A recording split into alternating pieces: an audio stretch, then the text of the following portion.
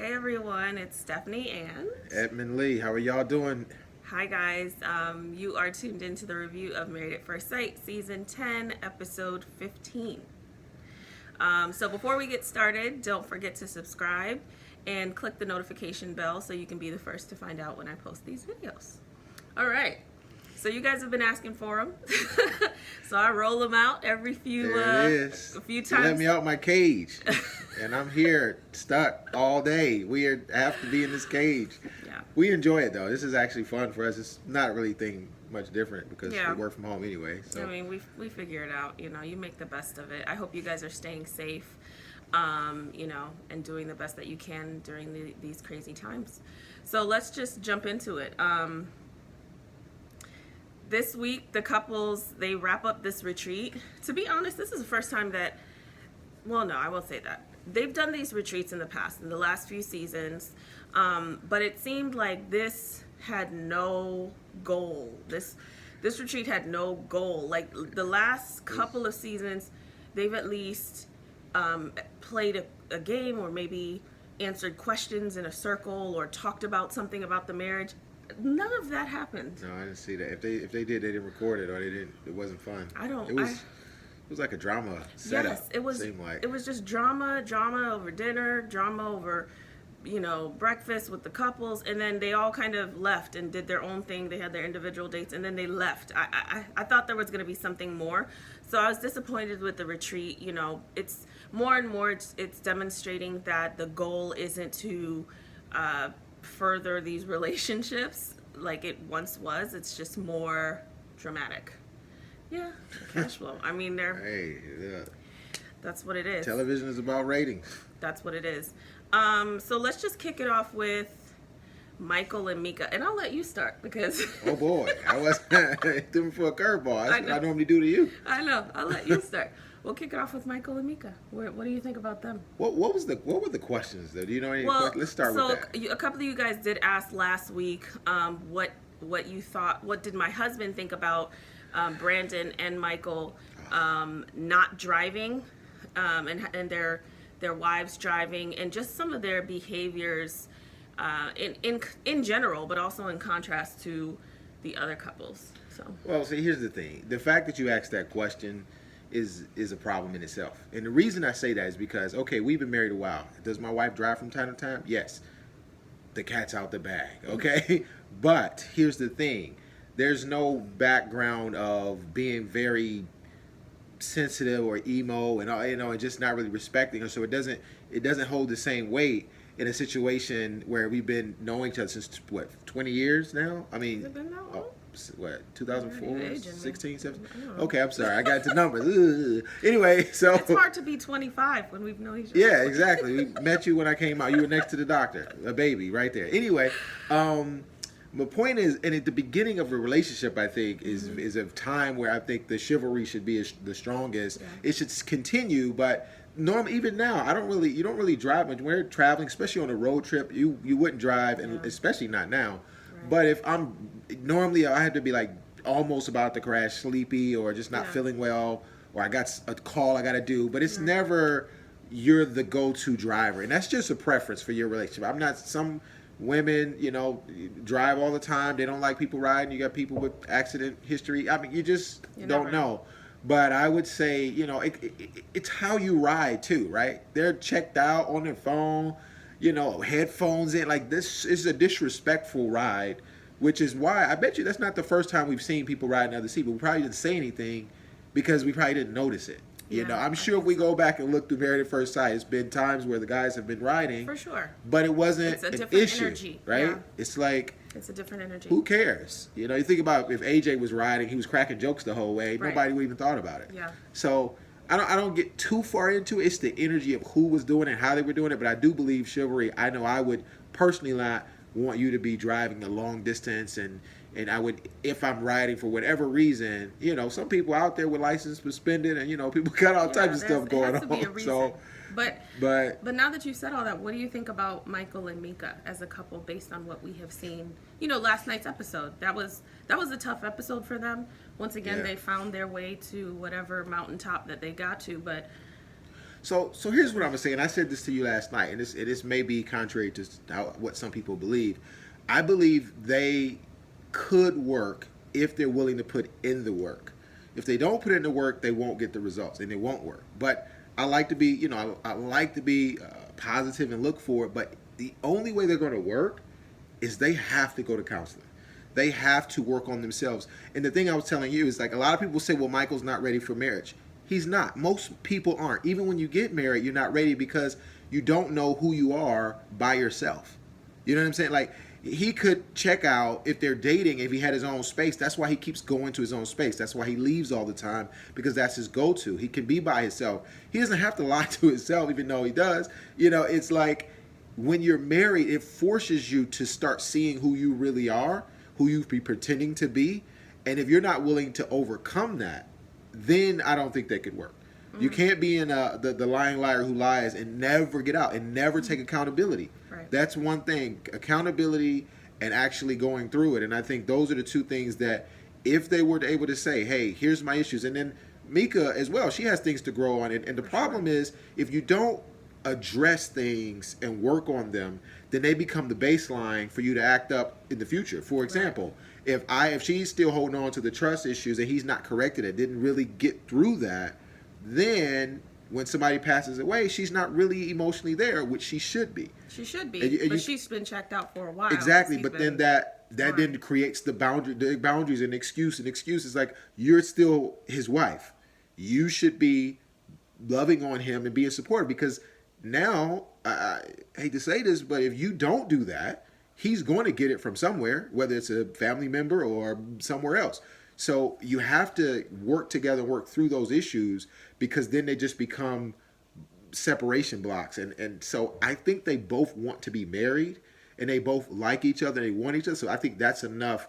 But they need someone to step in and say, look, you all need to work, because you're only going to have three options. You could work through it, you could run from it, or you could have somebody do the combination, which would be a mediator or a pastor or some type of therapy, or counselor. So if they don't get that help, I don't see that being. They really do need help. Because his cope checking out, and that's so sensitive. Once again, I say it every week, I don't get the couple's chemistry from them either. So it's hard to even see them as a couple. We've never seen that. But I think also, they both have stuff to work on. We've said it 1,000 times. Like, Mika's rough around the edges. She's cold. But I think it's the environment that he has created. Like, being vulnerable does not come before being honest. And so if you start a relationship and in this entire 2-month process, he has lied about everything, or he has gone about things in a way that caused a lack of the ability to trust, then there's no room for vulnerability. Because if we see her with the girls or with other people, she lights up. She has the capability to be warm and friendly. Did she handle when he passed away, when his uncle passed away well? Absolutely not. However, I think she's probably checked out, because once you've been like beat down by a situation, now your emotions are not really reflective of who you are, but they're now reflective of you being, in a really upset place, or being really upset or checked out, or you can't even believe it. Now we're questioning, did this really happen? Like, because, like I said, there are certain non-negotiables at the beginning of these relationships. And it's important because it's not the norm where they've known each other for all these years or for a few months. This is day one walking into it. And it's like constant dishonesty, even with the way he discussed, and they were able to have a beautiful conversation, but he discussed not working. She says, hey, I've been seeing you home more often. I made a joke of like, babe, what if that happened? But I've been seeing you home more often. And then he talks about, well, this wasn't the situation for me, and I didn't want to overstretch myself, and it wasn't what I needed it to be, and for the sake of myself and the kids, I chose to put in my 2 weeks. Listen, you don't get to do that. And there's certain things that going into marriage that you don't have to be married to know. Like, if I'm married day one, I'm just not going to walk out of my house and not say anything to my husband, because I've never been married before. So I didn't know that I had to say, hey, babe, I'm going downstairs. So it's like, or I'm going out with my friends or whatever. So there are certain things where they really, really need to work on it. And you have to create the environment for your spouse, like, initially with the basic stuff like respect, honesty, appropriate boundaries, appropriate communication. Otherwise, all that other stuff is not going to come. So I don't know. I feel like, and we could just give our decision date with each couple. Well, I feel like they might stick around to be together, but it's literally like a wish, a hope, and a prayer that they see something more than what they've been showing each other, because the best conversation that they've had came the night before they leave each other for decision day. So it's just... And I was saying that to just really be positive. They have a lot of work to do. And I'm just going to address a couple things because I know we got a couple other couples.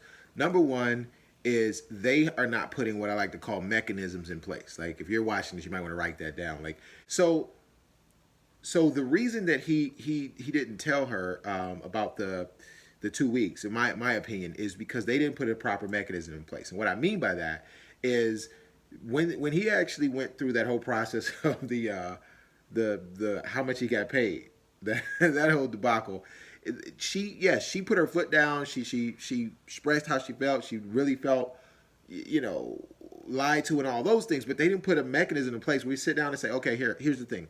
Things about, job, career, XYZ, we need to have conversations and make certain decisions. And sometimes those things should be automatically known. But even you and I, we have a certain threshold of how much we could spend on something without having a conversation first. Like, little stuff, we don't have to do that. But if you just go out and buy something for 20 grand or something without my conversation, we know that should be a conversation. You see what I'm saying? I'm struggling because Mica says, I've been seeing you around the house more often. Like, what? Like, what mechanism? And I completely agree. I and mean, we do they should have had a conversation, like, though. Why would I have to tell you? Can you imagine if you just started seeing me just sleep in and there was no... I wonder how that went. It blows. And he never, even though Did they he actually work there, though? Who knows? And they talk about it, but he never says, you know what? I shouldn't have made that decision before talking to you about it. He validates why that was a good decision for him to make. Yeah, that's a problem. He validates he backs up his lies with even more, like, that's tough. But yes, to go on, mechanisms are important because then you can have the boundaries. Hey, if we spend X amount of dollars, this is a conversation that we need to have. Yeah, and so it could have been, okay, not all this back and forth and yapping. It's just like, okay, what did we say we were going to do when we had job change or we had things to do with our finances? Right. It's like a child. That's tough for her. Like, she's going to have to raise him to be a man. Everybody says, oh, he needs support. He's been, let me just lay it out. He's been coddled too much.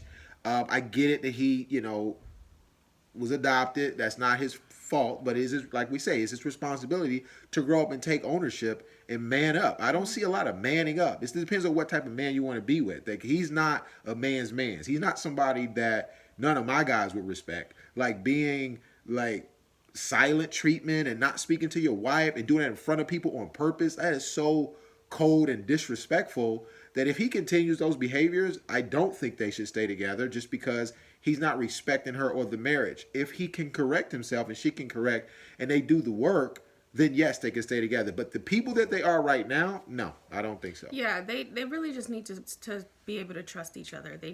She needs to be able to trust that what he says is what he says. And when people stop trusting your word, then nothing else matters.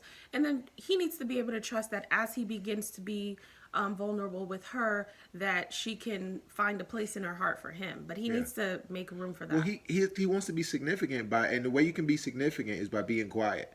You control the room. He's controlling. He doesn't realize it, but he's being very controlling and dominating when he doesn't speak with her. He doesn't talk to her. He's quiet, putting on headphones, and then he comes out like, what do I want to do? Like. So what do you think? Do you think they're going to be together? I think they're going to say yes. I don't know how long that's going to last, but I think they're going to say yes. So that's Michael and Mica. We both think that they'll say yes to each other. I don't. Oh, Lord. All right. So the next couple we have is let's just rush through Taylor and Brandon. Oh my God. Let's talk about Zach and Mindy. That'd be quick. Let's rush through Taylor and Brandon. So that was it. This I don't have much to say about them because now Brandon has kind of decided not to film. And so now they're having the secret romance where the show can't really film it, even though they have cameras in their place, and Taylor's sticking around He's for such it. a baby. And she went and met with her friends. Her friends probably feel the way that we all feel. Neither one of them need to be with each other, because this is not. I haven't seen much healthy behavior from them. And it's not about, because I've read some comments about like, oh, being quick to kind of throw away a relationship. Like, we have to be honest. We have to be, first of all, what show is this person watching that you would say that? But we have to be honest about what this is. Like, you're not going to pair people and demand that they stay together if it's a very unhealthy, toxic situation day one. These people are literally plucked from their lives, and it's boom. And in a few instances, it's been like a really beautiful situation that we have seen. But some of it has been really dangerous. Like I said, season 2, somebody had to get a restraining order out on the other person because it became like real life dangerous. So this is not just a show.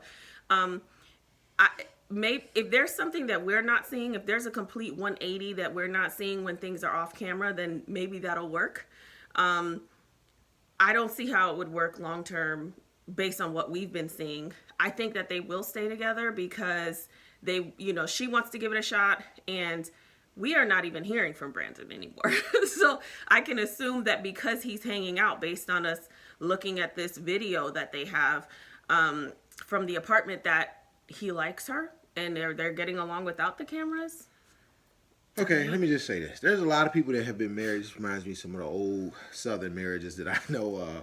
They've been unhappily married for 50,000 years, and they got kids and grandkids, and they come together on the holidays and they fake it. I can see them doing that. I mean, I could see them, and a lot of people just want people to stay together just for whatever. Like, doesn't matter what the reasons. A lot of people just want people to stay together for their own reasons. I think that if you're staying together, there should be some work. I'm going to always come back to this. Brandon is going to be the way Brandon is. He showed it in Panama. This is twice the way he's at, 2 or 3 times in 8 weeks. There's dudes that don't act this way in 80 years, like ever. You know what I'm saying? For something he signed up for. Exactly. Like I just his integrity and his word is worthless. His emotions trump his word, which I don't think. Again, it's not a man's man to me. If you're gonna tell me, look, you said you're gonna be recorded for this time, man up and go through it with the ups and downs. Everybody else has done it, but Brandon is more important than everybody in the world. So therefore, everybody has to cater to him. And he can call people out their names and all. And yes, have people been married to very disrespectful people? Yeah, all the time. Somebody watching this is a very disrespectful person, probably married to another disrespectful person sitting next to him. And it is what it is. But the thing about it is, where do you draw the line of who? I think we look at him and say he's out for you, or not the type of person you would deal with. But maybe Taylor wants to deal with this type of person for a long time. Maybe she feels like she can fix him or be the support. Right. I wouldn't sign up for it or recommend it, but it's not my place. So I think they might stay together. I do think we're really just hitting a couple little quick points. I think that just for the people watching, I think if you ever are around a male or female that wants to leave a confined space, especially that has anxiety issues, I don't think you should do that. I don't think it's smart. I think she was setting herself up to possibly get physically hurt, and some of that would have been, I mean, all of it could have been avoided if you just give certain people their space. Yep. So I don't think that was smart in any dating scenario. To do that, male or female. Now, you could do that. We've been married for a long time. You could do that. But, I mean, we've been knowing each other and married for a nice while. So that's different. But this situation, even then, somebody in their confined space is tough. Yeah, if you know you're going to trigger your spouse, if you are your spouse's trigger, locking yourself in a room with them when they want to leave is not the thing to do. Nah. You have to know, and that's why I questioned her intentionality she wanted to be on TV, man. When she did that, because if you know that you have a direct line to your spouse's heart, even in the space where they're not the greatest, that's when you go and you pull that move, because okay, there's something that I can provide this person that will help them. That's not the way that she went about it. But listen, at this point, we're guessing with Brandon and Taylor. Like, we think that they'll stick it through at least decision day. Yeah. But there isn't enough information to go off of. No, but this is what I will say: if you are, let's say you're single or you're married, and let's say you were in Taylor's shoes, or for some reason your man or your husband's drunk or whatever's happening, they're getting into that. The way she went about it is not the way to be a wife at that point, in my opinion. The way she should do it is to be the buffer and tell the production team, hey, my husband's he needs this space right now. can y'all talk to me? Like, like be the buffer. And this is for your wife too. If you need to get the threat away from you need to protect your spouse. Even if they're the one being a certain way, don't be all up in their face, antagonizing them, getting them more angry. Try to be the one to separate whatever the issue is from that person, whatever way you have to do that. Because let's say he did punch them, or let's say he did. Now you all are dealing with assault. Your child is now dealing with somebody in prison or whatever, or getting legal fees. So you have to just take away the threat, whether they're in the right or the wrong, doesn't matter. You just have to be that buffer versus something to antagonize it and make it escalate. Whether he's right or wrong, doesn't matter. I agree. That's Taylor and Brandon. Let's take a breather. Let's take a nice breather and talk about one of our least frustrating couple, Jessica and Austin. So Jessica and Austin last night. Here's what I think is going on with Jessica and Austin. I think Jessica and Austin, they have been like the easy as Sunday morning couple. Okay, they have really embodied what this experiment is for. And they really have grown to have a genuine connection and a genuine love for each other. Like I told you last few videos, I think he loves her. He's just not ready to say that. And we saw yesterday that he touched on a little bit how he said, I love you to someone and it didn't work out, or he was betrayed. I can't recall exactly, pregnancy brain. He said, I love you, and then right after she broke up with him. Yeah, thank you. Not right after, but a little bit after. Yeah, so he's a little scarred, but he loves her. Here's my thing. I would rather somebody hesitate in telling me that they love me and showing it than to not show it and then just say it and it's like I can't tell. He'll get to that. I think that they have been drumming up little issues because there's nothing to really film about them, to be honest. There's nothing really going on that is like dramatic, so it's like let's really keep picking on this love thing. Let's pick on, now it's the job thing. I think that she touched a little bit on his, I guess, lack of being able to communicate as effectively as he could. So they both have little things to work on. Nothing overly alarming.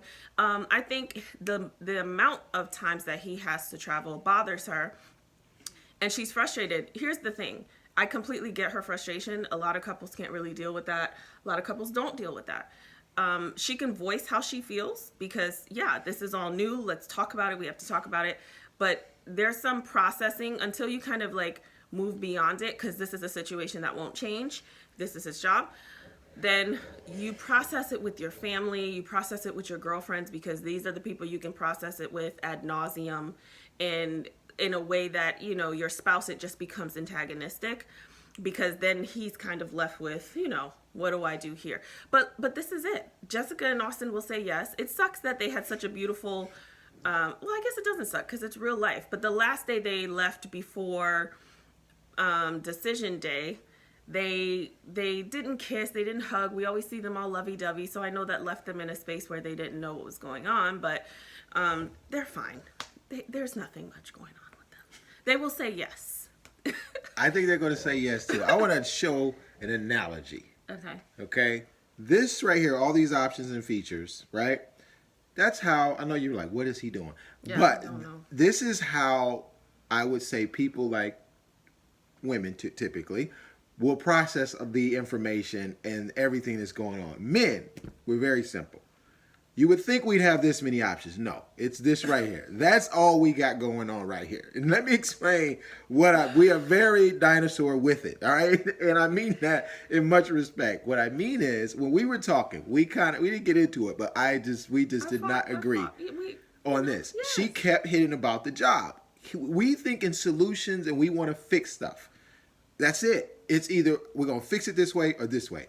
That's the conversation. Doesn't really have a lot of other things going on. Well, and of course I said, she's processing. And he's like, it's either yes or no. It's either what do you want me to do? Leave my job or be with you. Like he's starting to get to that point. Like, you keep complaining about my job. I get it. So when we intern, we don't have all these features. It means you don't like my job. And that's exactly what he said right after we were having this conversation. I'm like, he's internalizing. You don't like my job. You want me to quit. Period. That's all I hear. I don't hear, well, she's processing her feelings. Her feelings doesn't get a result. It's just you keep... and then she said it. Great. She said it again. Okay. Now she's saying 3-4 times, and I think production might have something to do with that. Yeah, because but they we have don't nothing need else that going many on. times. Like you Well, that's told why me I how said, you you feel. know, she's Now your supposed to feeling with her has to family. turn into an action. That's the Yeah. way we think. So what he should do though, so guys, we're not off the hook completely. It should have went like this. Hey, we talked about this a couple of times. How do we work through this? Do you A, want me to keep my job? B, do you want me to quit my job? C, do you want me to keep my job and we work on how to get through this together? That's it. It ain't this many options. Like, that's the only 3 things that can happen. Mm-hmm. And if we don't have to come to those things together, then he's going to decide, well, hey, my job is more important, or I worked really. That's why he said, I worked really hard to get here. She has to listen to him. And then that's one thing she didn't do. She didn't listen to what he was not saying. She wasn't hearing what he was feeling, because we don't really speak well in feelings a lot of times. So his feeling is, you don't like my job. You want me to quit. I work really hard. I'm thinking about quitting now, but I work really hard for this, so you don't respect how hard I've worked for this. So what she has to do, now she took that and got upset, and that's the wrong thing to do. It's the thing is to be like, hold on. Something's here. I got to listen to my spouse. I got to really hear what you're not saying, because we're not the best at explaining how we feel and all of that. It's an art. It's an art to learn to hear your spouse. And that's the thing. They're so new to really hear what they're not saying. I can pick up on what he's not saying a lot, and vice versa. And I'll push, you know. It doesn't always go well, because he's like, I don't know. But you know what? And I'm always trying to fix stuff. He gets to a point where he does know, because men really don't, like, they don't emotionally think about it. And so when I push and I ask questions, and he's like, I don't know, what do you mean? And then he takes time, and he like, oh, how do I sound? I don't know. What do you keep asking me this for? But he gets to it, does he not? He gets to it, and he realizes there's something more behind just whatever. So it'll be an art. Like, Jessica's a little bit of a mother hen, a little regimented, you know, because when she was like, did I say those exact words? Yeah. Did I say, you know, and I get it. But they have such potential. I'm not even going to beat them down. She really just needs to learn, but they'll have to learn, because he has to learn how to be more communicative. Yeah. But the art of listening to your spouse and trying to hear what they're not saying, I mean, it's part of why therapy works so well, because somebody can sit in my office and say something, and I'm like, that's not what you're saying. Okay, let's get to the nitty gritty here, because that's fluff. But yeah, and then what we had to learn this early on is to listen past what they were saying. Yeah. Because I used to do that all the time. You just said 5 minutes ago, and black, really and white. And it's like, okay, maybe I did, but that's not what I mean. It's like, and I was trying to win the argument. And so she's like, did I say those exact words? It doesn't matter. Your spouse is feeling that, period. So I don't care if you spoke in Spanish and I don't speak Spanish. If I feel a certain way, then we need to get down to, how do we come together? So hopefully they just say, look, this is the job. And it's just them. It's not like, a lot of people like to use the outside world as a barometer. I mean, we were talking about the Ertz, you know, Zach Ertz, and, you know, he's a tight end for the Eagles.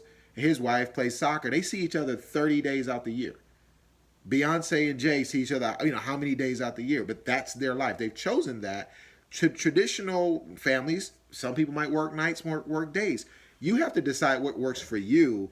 And I'm sitting here like, oh, that's not that bad. I mean, he's like, oh, a couple weeks, couple out the month, you know, whatever. But I travel a lot, so I get it, and then I stay home a lot. So we've come to what's good and what works for us, and they just have to come to agreement together, not fighting the job. He's had a job before you, so you can't be upset with him for that. Or he could do like John and just quit. John? Did John quit his job before with John and Molly? Oh, okay, that's a different season. Okay, yeah. Well, they're gonna stay together, so that's just I think so too. Oh, of course they're gonna stay together. And I hope so, because I really Katie like them Cakes. together. We got to go to Katie Cakes. All right, last but not least, Katie. They are probably. No, are they least? Yeah, I don't know. Close. They started so high for me. Katie and Derek. I don't like Katie. Okay, I know a lot of people don't. I'm just gonna say a lot of people don't. Here's the thing. Whatever. Katie is far too insecure and has far too much of a dysfunctional history to thrive in this relationship. Derek is giving her exactly what she needs, but she can't see it, because for her, a healthy relationship or a good relationship, or the one she wants, has these butterflies that are really not butterflies. They're drama. There's like a back and forth. Got a drama hook. There is an inconsistency. He didn't call me for 2 days.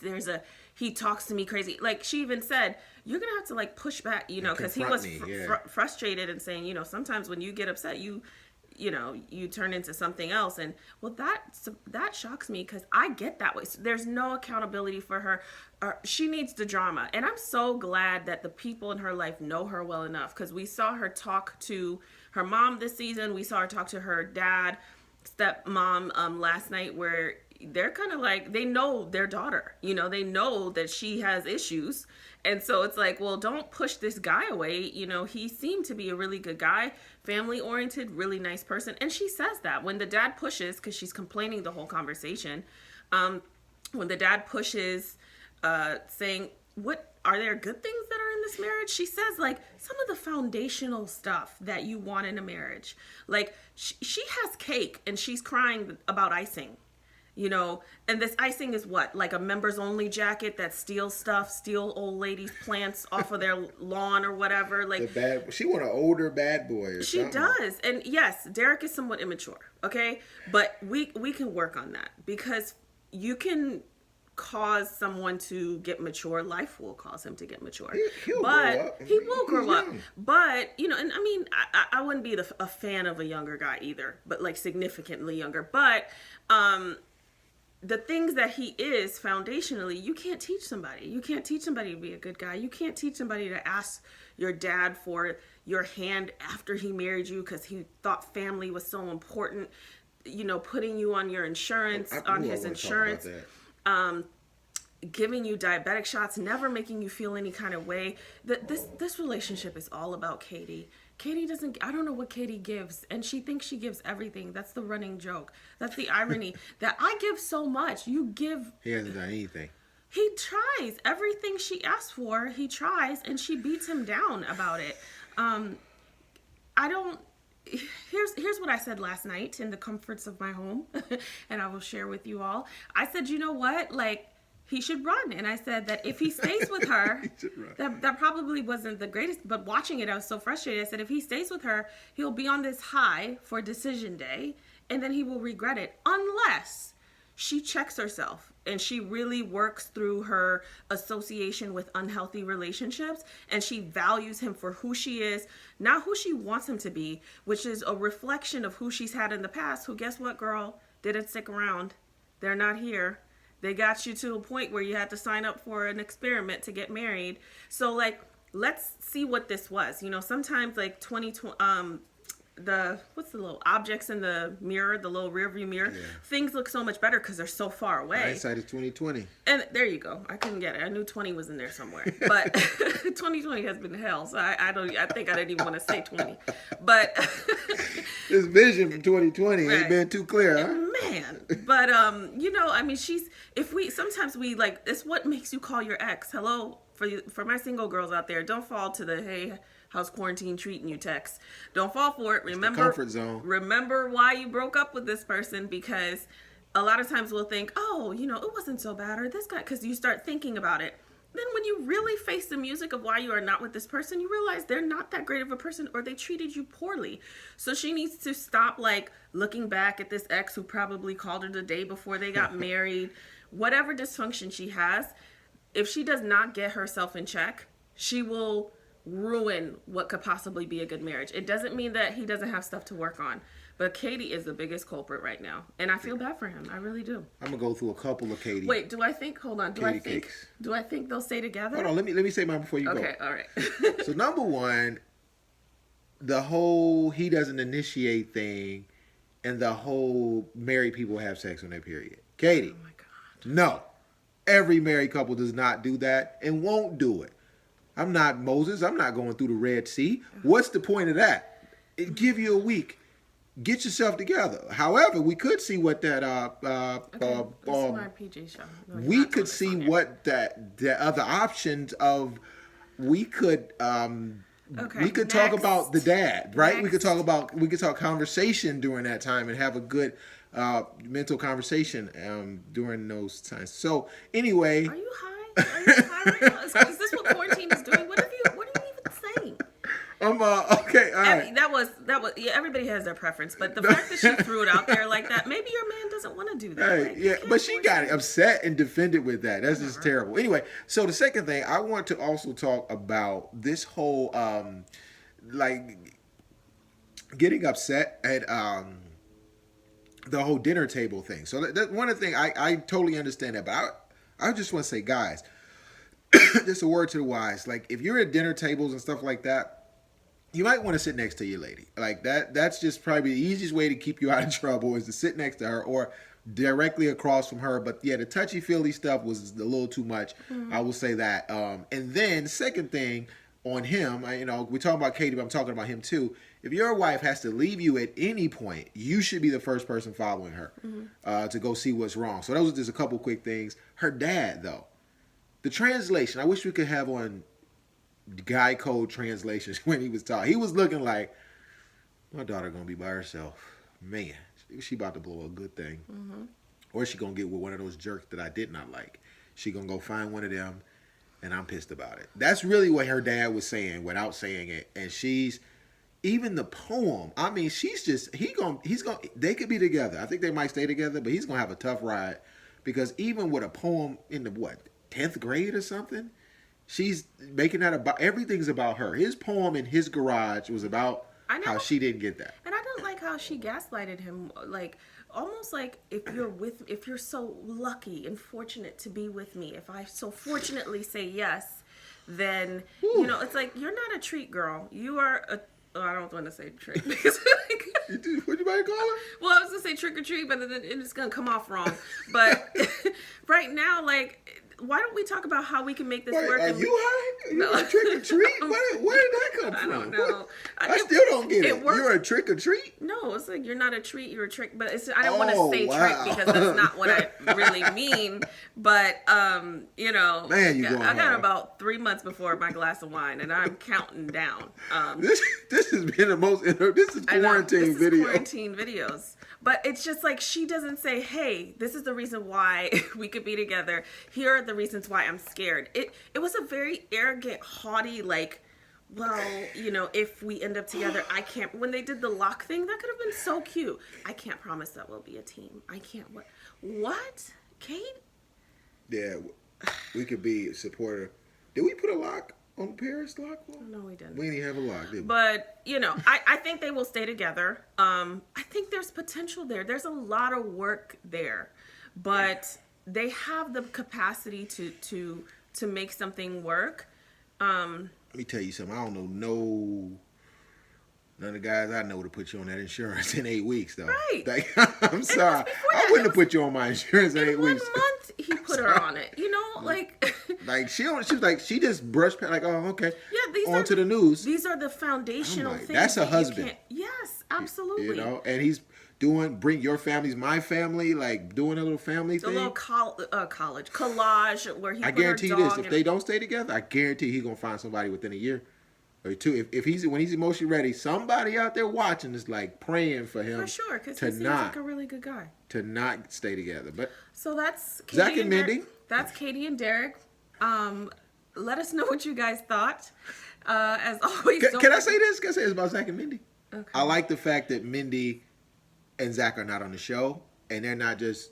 Mindy, I think, is probably the one who's like, look, it's over. No point of being on. Let's not drag this on. I don't know if they get paid per show, but they canceled it. And I wish other people would do that instead of, dragging this out. Just trying to get 2 TV hours. time.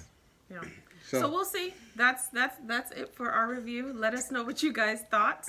Hope you guys once again are staying safe. Hope that this entertained you for a little while you guys are stuck home. And that's it. Bye. I out of here.